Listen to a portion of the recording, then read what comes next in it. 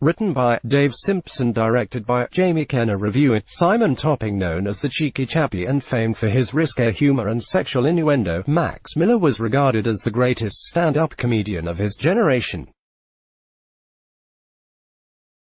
In his heyday in the 1930s and early 40s, he was breaking box office records in the variety halls and was the highest-paid live-performing comic of the time. Think Peter Kay, only bigger. The play begins after Miller's death, when we find he has left £7,000, a lot of money in 1963, to his secretary, Anne Graham. Miller's wife, Kathleen, is both puzzled and furious at this and confronts Anne as to why Miller should do such a thing. What follows is a touching, affectionate and celebratory look at Miller's life from a young man to his death, exploring the integral roles the two very different women had in his world and the nature of those significant relationships on his life.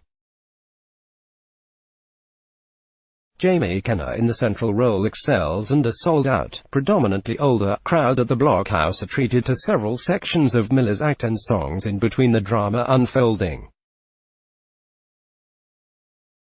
Each set piece is performed to great applause and loud cheering. Kenna mimics Miller perfectly. It is an embodiment of the Miller persona, born from great affection for the man and his work. Kenna moves well and performs the material expertly and at high Miller-like speed, with accuracy.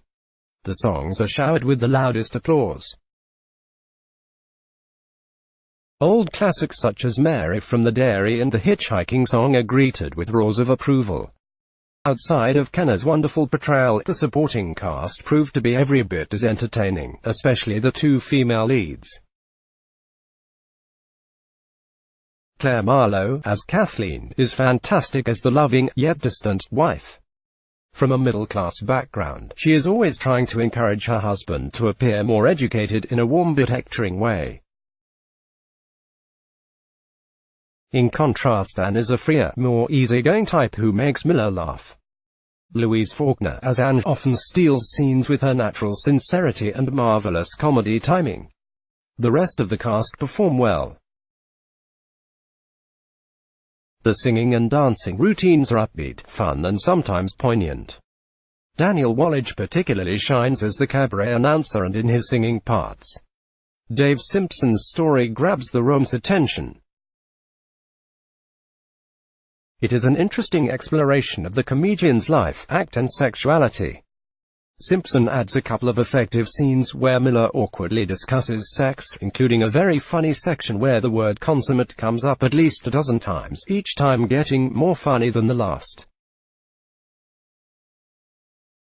And while seemingly having an eye for the ladies, Simpson makes a nod towards Miller being more of an asexual person than anything else.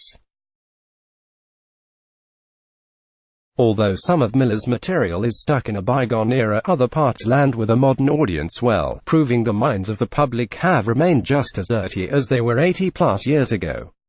Fabulously cheeky show, for anyone who has an interest in music hall or the human condition. Reviewed on the 8th of May 2019, Image contributed reviews. Hub score: fabulously cheeky. Let's block ads. Why?